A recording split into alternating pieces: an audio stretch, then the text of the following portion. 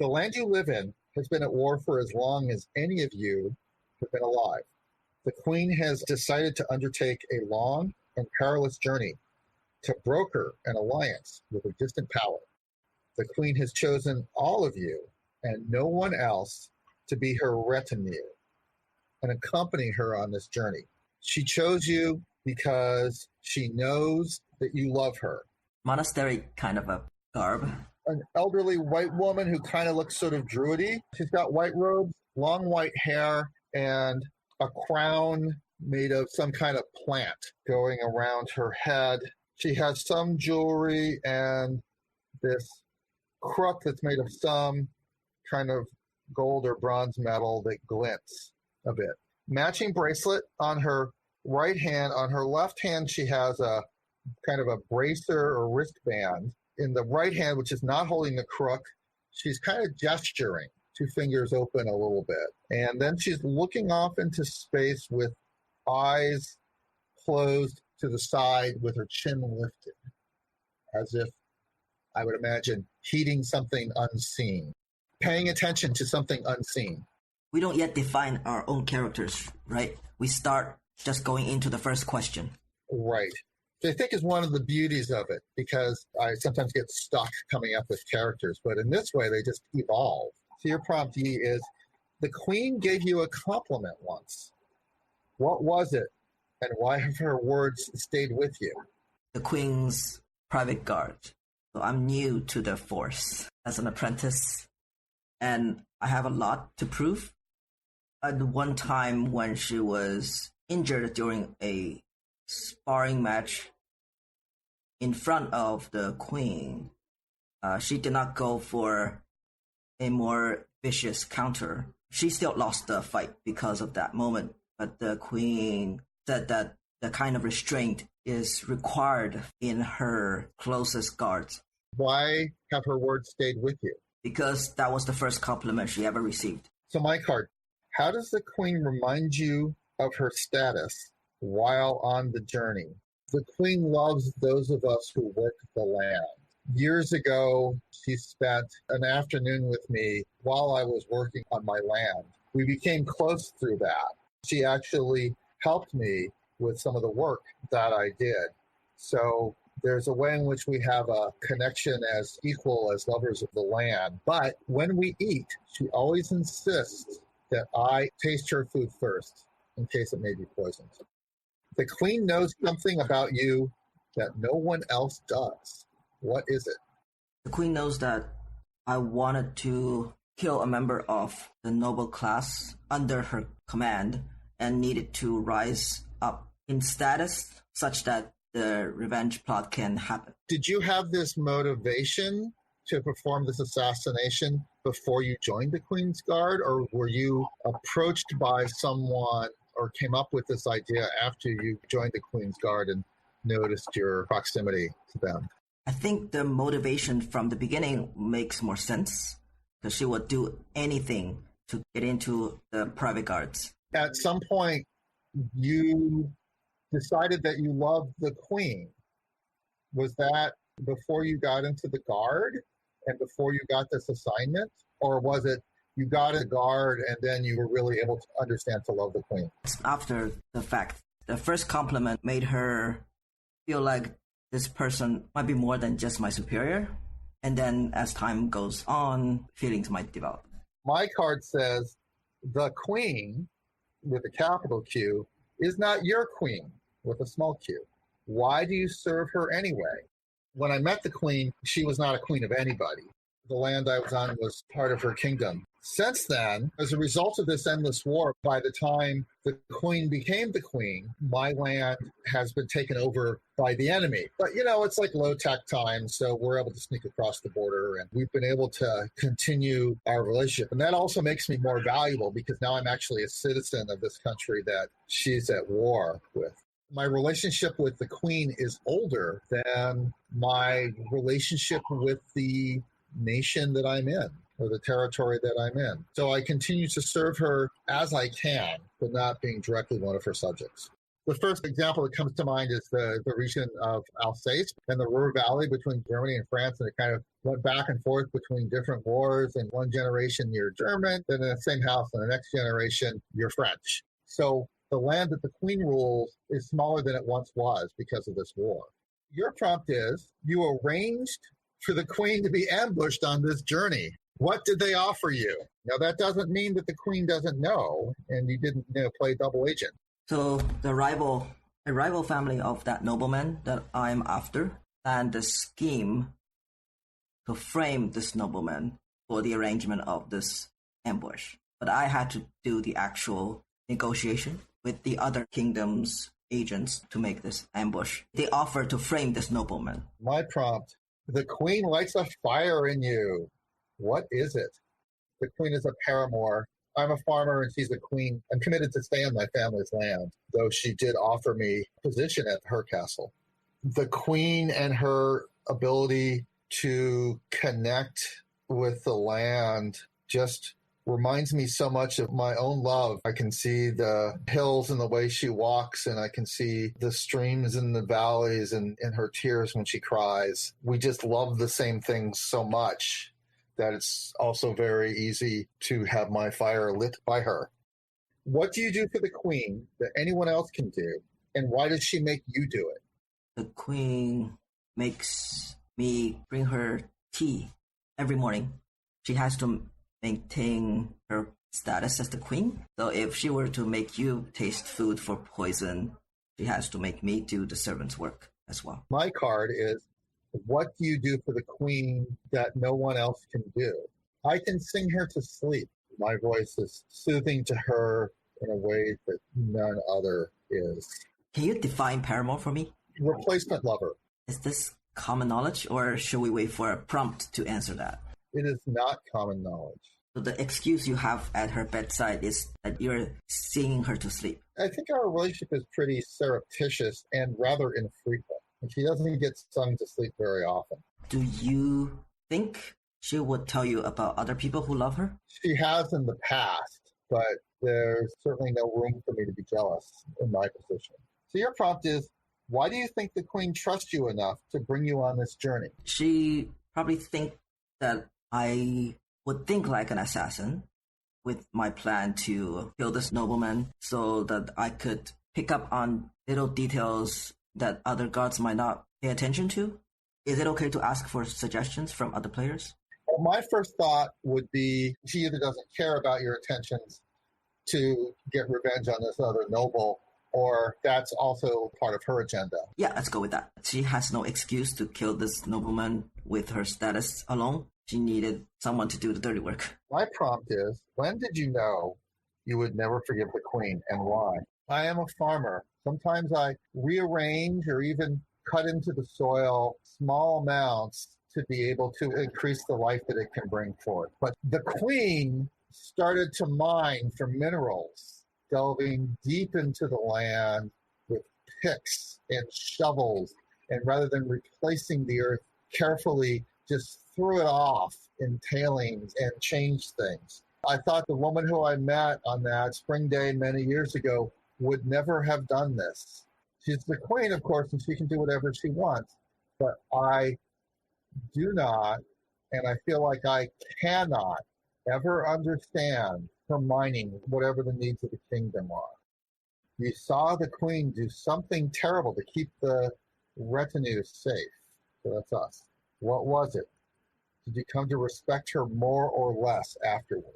I will just build on top of your previous prompt. Since there are only two of us, we were there with her all the time, maybe doing some groundwork too. She's also digging the earth during the journey to look for specific ores or minerals to include into her magical ritual to bless or enchant protection charms for my armor and maybe something for you. She thinks that she is sacrificing parts of her passion to keep us safe. So in my mind, I respect her more. You saved the queen's life once. How? So one day, the much younger, soon-to-be queen only the third time she's visited me while my lands were still part of the kingdom and she was princess to be. She was eating some wild honey, but caught in the honey were some poisonous insects. While eating the honey, she ingested wasp that was poisonous or something like that, and she became ill. And I tended her. She had a very high fever. She was very restless, and that is how she found that I could actually sing her to sleep. When was the last time the queen hurt you? When I first found out that the queen and you had a fairly close relationship, I, out of habit, threatened you that if you harmed her, I will cut you up and feed it to the earth. She made me pay for it. When was the last time the queen showed you real kindness? So I'm going to take the easy pass on this. Last night.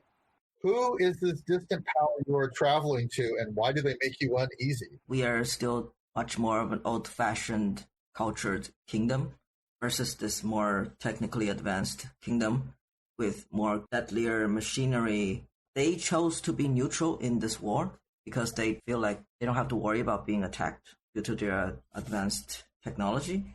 I fear that our way of life will be threatened if the alliance with this kingdom takes hold. That either the queen will give up more land for construction of these machinery, or that our people would just change into be more like them.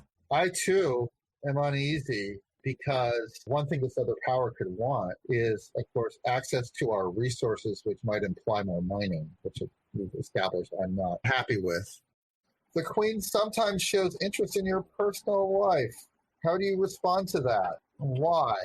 I would like to hear you answer this. When she initially learned of my desire for revenge, she would keep digging into the reasons and what that nobleman has done to my family to make sure that my motivation is purely directed toward this nobleman and not at her. I completely misunderstand. I just think she cares about me, so I just feel closer to her that way.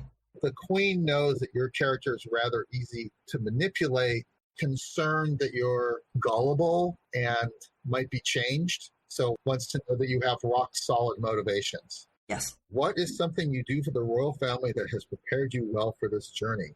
The Ruhr Valley between Germany and France kept going back and forth because the Ruhr Valley was full of coal. It created precious commodities that were making them fight back and forth. The land where I live has the climate and the particular soil such that this plant, which is around her head, grows with people of royal blood.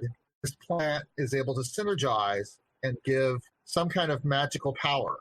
It only grows in my land and in nearby areas. That's why it was so valuable that it was captured by the enemy. And in fact, I have to bring tribute to the king of that land on an annual basis of some of these plants because they also utilize them for magic. But I skim some off the top and bring them to the royal family.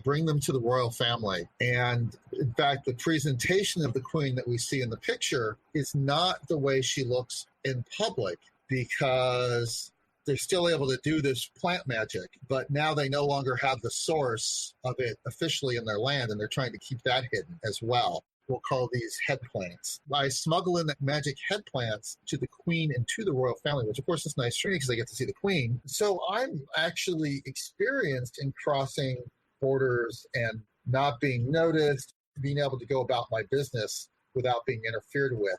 And since we're traveling to far lands, that is also useful on this journey.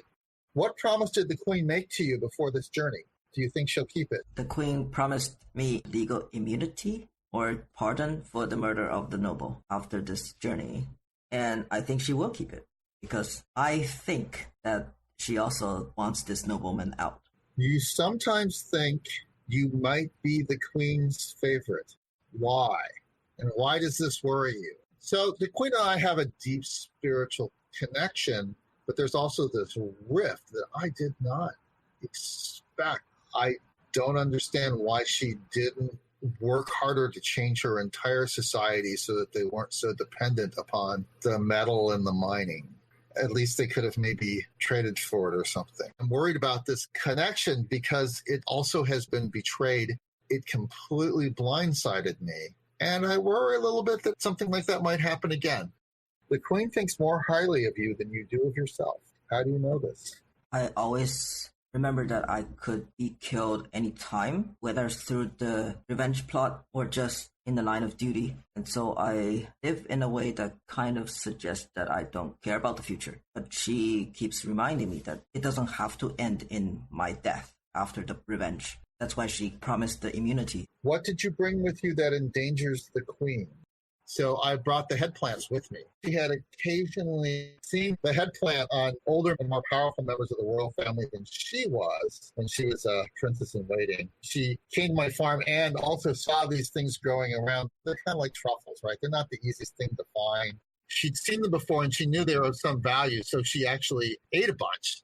And it was like way too much for her. That was that situation where I had to save her life. It's a poison when you ingest it. But when you just keep it nearby, sort of in the circular configuration, it acts as an enhancer and an amplifier. The royalty has some amount of magic, and this amplifies it. They're physically dangerous if she eats them. The reason why I said they're dangerous is sort of more diplomatically. Her queendom still uses this to amplify her magic, but they don't advertise that they have it because the other kingdom thinks that they don't.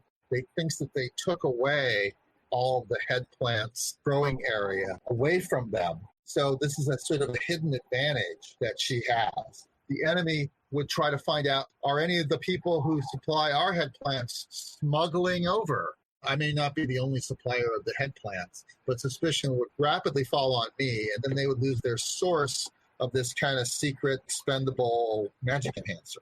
What did you bring with you to protect the queen? I would like to hear your answer to that.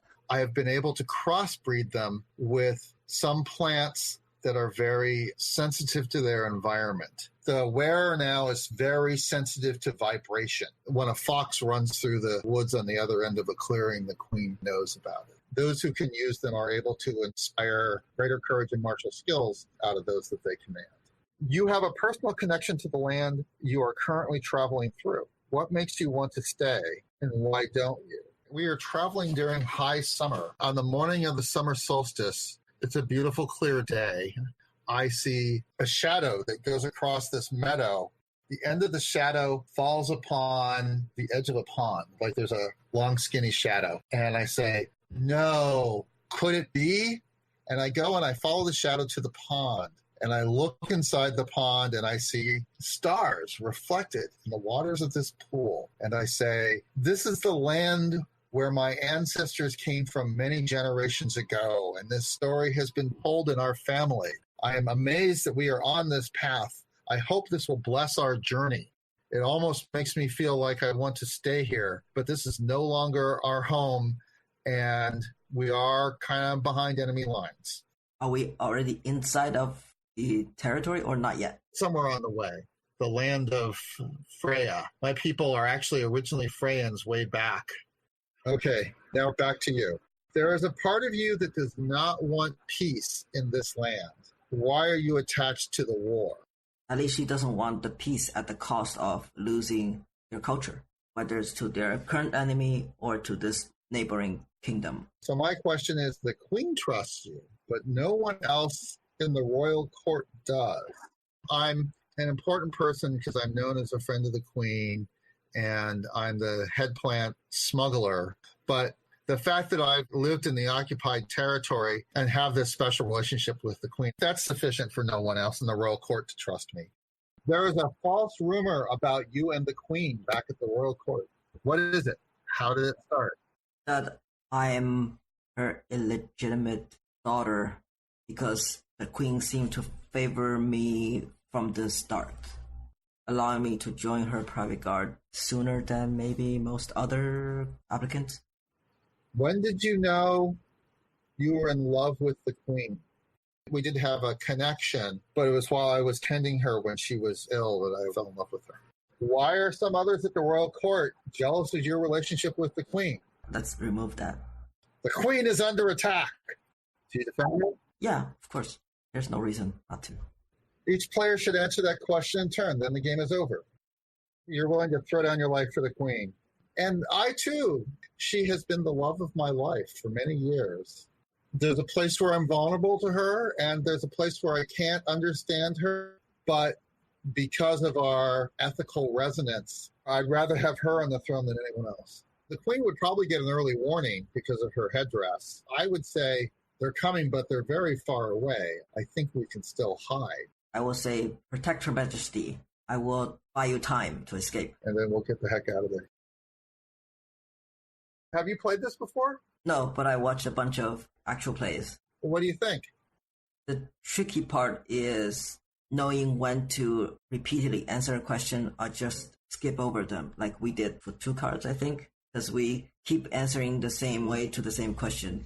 And due to the fact that there are only 2 of us. Yeah, some questions have some similarity to them. I think the reason that they are included just so that you have a chance to have other characters answer the same type of question. With 2 players, there's also kind of a pull to define yourself in reaction to the other player. It's like, oh, he's the lover, or he's the sibling, or whatever, and so I'm going to be something other than that.